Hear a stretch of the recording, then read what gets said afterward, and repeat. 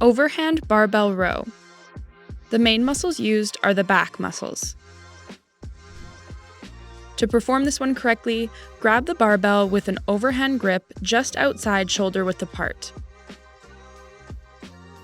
Hinge at your waist and sit back into your hips, keeping your core engaged and a nice neutral spine. Drive your elbows back to row the barbell up, squeezing your shoulder blades together. Keep your elbows about 45 degrees away from your torso. Slowly lower with control, back down until arms are straight again.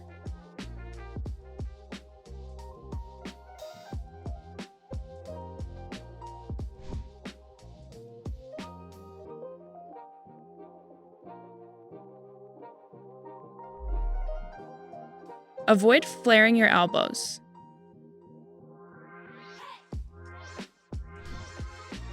Avoid rounding your back.